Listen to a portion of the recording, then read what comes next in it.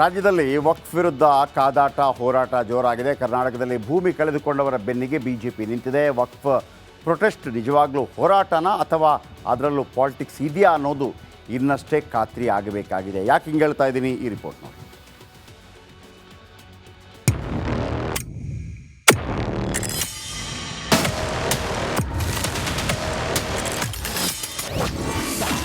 ರಾಜ್ಯಾದ್ಯಂತ ವಕ್ಫ್ ವಿರುದ್ಧ ರಣಕಹಳೆ,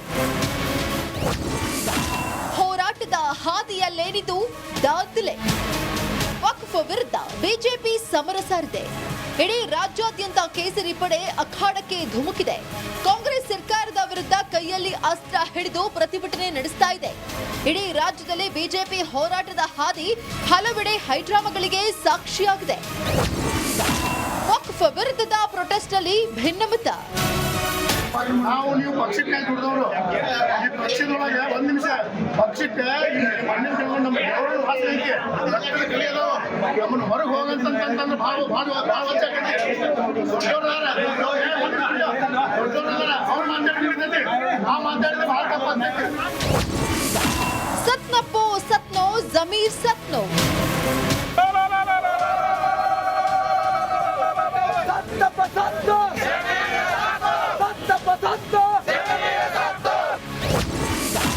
ನಮ್ಮ ಭೂಮಿ ನಮ್ಮ ಹಕ್ಕು ಹೋರಾಟ.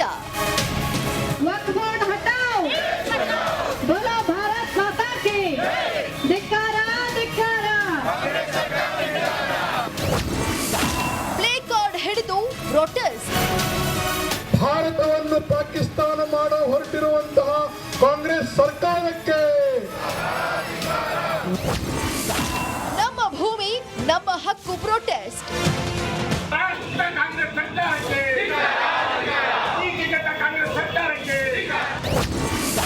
ಕಾಂಗ್ರೆಸ್ಗೆ ಬಿಜೆಪಿ ಹಿಡಿ ಶಾಪ.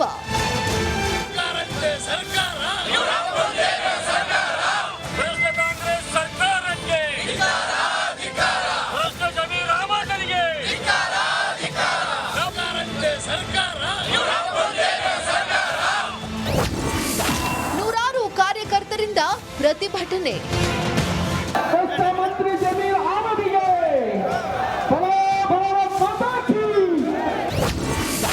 ಸುಮಲತಾ ನೇತೃತ್ವದಲ್ಲಿ ವಕ್ಫ್ ಪ್ರೊಟೆಸ್ಟ್.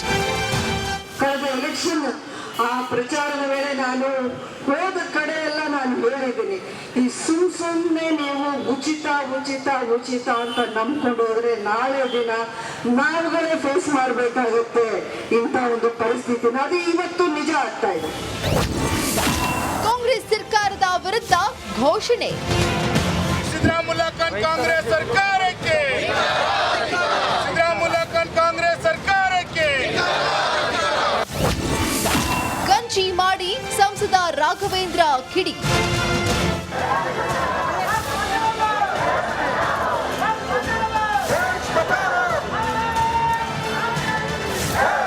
ರೈತ ವಿರೋಧಿ ಕಾಂಗ್ರೆಸ್ ಸರ್ಕಾರಕ್ಕೆ, ಹಿಂದೂ ವಿರೋಧಿ ಕಾಂಗ್ರೆಸ್ ಸರ್ಕಾರಕ್ಕೆ.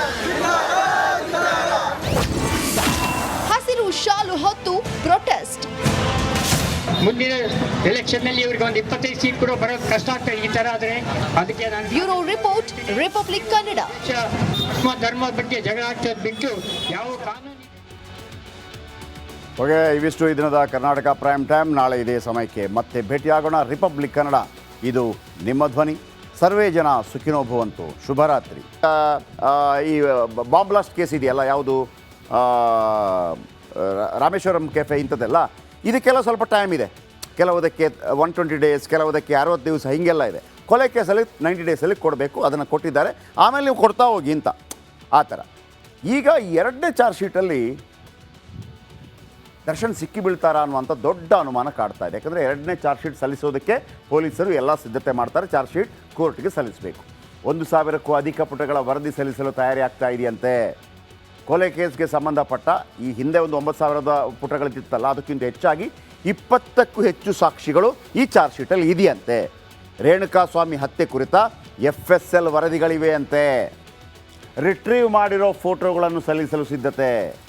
ಎಲ್ಲಿಂದ ರಿಟ್ರೀವ್ ಮಾಡಿದ್ರು ನೋಡಿ, ಮತ್ತೊಮ್ಮೆ ಹೇಳ್ತೀನಿ, ಇನ್ನೂ ಕೂಡ ದರ್ಶನ್ ಮೊಬೈಲ್ ರಿಟ್ರೀವ್ ಆಗಿಲ್ಲ ವೀಕ್ಷಕರೇ. ದರ್ಶನ್ ಮೊಬೈಲ್ ರಿಟ್ರೀವ್ ಆಗಿಲ್ಲ.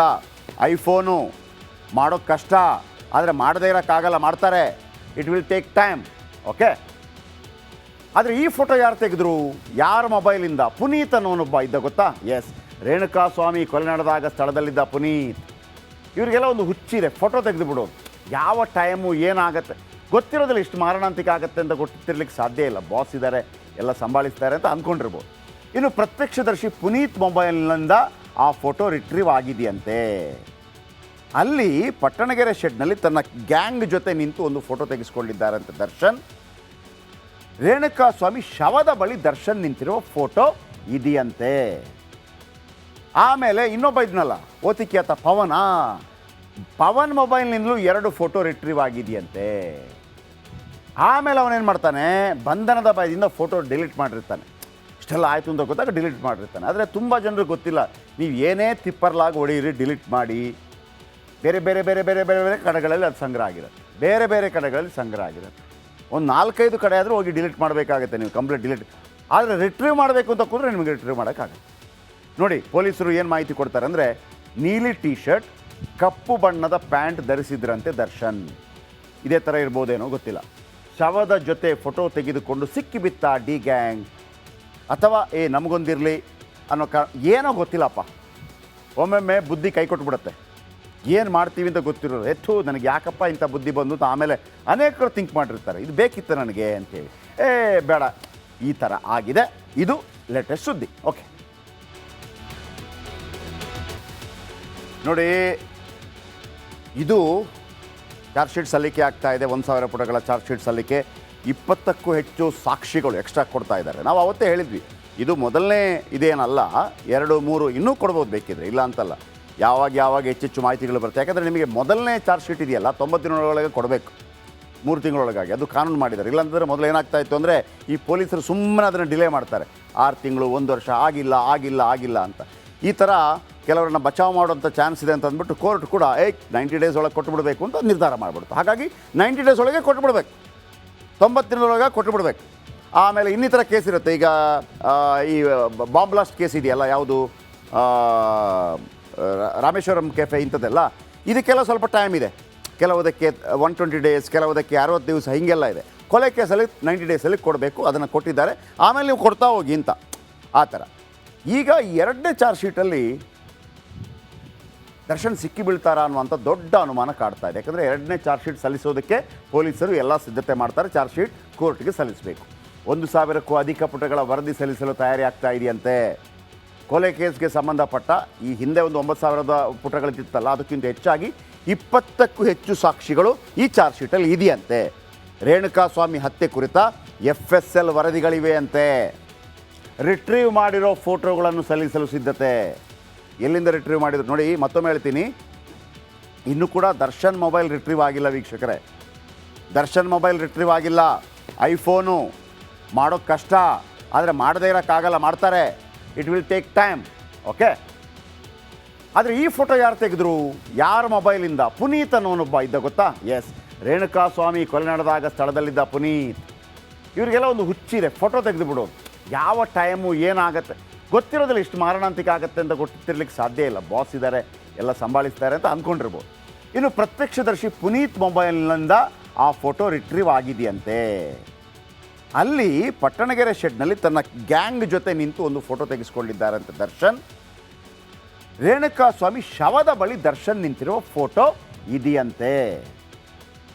ಆಮೇಲೆ ಇನ್ನೊಬ್ಬ ಇದ್ನಲ್ಲ ಓತಿಕ್ಯಾತ ಪವನ್ ಮೊಬೈಲ್ನಿಂದಲೂ 2 ಫೋಟೋ ರಿಟ್ರೀವ್ ಆಗಿದೆಯಂತೆ. ಆಮೇಲೆ ಅವನೇನು ಮಾಡ್ತಾನೆ, ಬಂಧನದ ಭಯದಿಂದ ಫೋಟೋ ಡಿಲೀಟ್ ಮಾಡಿರ್ತಾನೆ. ಇಷ್ಟೆಲ್ಲ ಆಯಿತು ಅಂತ ಗೊತ್ತಾಗ ಡಿಲೀಟ್ ಮಾಡಿರ್ತಾನೆ. ಆದರೆ ತುಂಬ ಜನರಿಗೆ ಗೊತ್ತಿಲ್ಲ, ನೀವು ಏನೇ ತಿಪ್ಪರ್ಲಾಗಿ ಹೊಡೆಯಿರಿ, ಡಿಲೀಟ್ ಮಾಡಿ, ಬೇರೆ ಬೇರೆ ಬೇರೆ ಬೇರೆ ಬೇರೆ ಬೇರೆ ಕಡೆಗಳಲ್ಲಿ ಅದು ಸಂಗ್ರಹ ಆಗಿರುತ್ತೆ. ಬೇರೆ ಬೇರೆ ಕಡೆಗಳಲ್ಲಿ ಸಂಗ್ರಹ ಆಗಿರುತ್ತೆ. ಒಂದು 4-5 ಕಡೆ ಆದರೂ ಹೋಗಿ ಡಿಲೀಟ್ ಮಾಡಬೇಕಾಗುತ್ತೆ ನೀವು, ಕಂಪ್ಲೀಟ್ ಡಿಲೀಟ್. ಆದರೆ ರಿಟ್ರೀವ್ ಮಾಡಬೇಕು ಅಂತ ಕೂತ್ರೆ ನಿಮಗೆ ರಿಟ್ರೀವ್ ಮಾಡೋಕ್ಕಾಗುತ್ತೆ. ನೋಡಿ ಪೊಲೀಸರು ಏನು ಮಾಹಿತಿ ಕೊಡ್ತಾರೆ ಅಂದರೆ, ನೀಲಿ ಟೀ ಶರ್ಟ್, ಕಪ್ಪು ಬಣ್ಣದ ಪ್ಯಾಂಟ್ ಧರಿಸಿದ್ರಂತೆ ದರ್ಶನ್. ಇದೇ ಥರ ಇರ್ಬೋದೇನೋ ಗೊತ್ತಿಲ್ಲ. ಶವದ ಜೊತೆ ಫೋಟೋ ತೆಗೆದುಕೊಂಡು ಸಿಕ್ಕಿಬಿತ್ತ ಡಿ ಗ್ಯಾಂಗ್, ಅಥವಾ ನಮಗೊಂದಿರಲಿ ಅನ್ನೋ ಏನೋ ಗೊತ್ತಿಲ್ಲಪ್ಪ.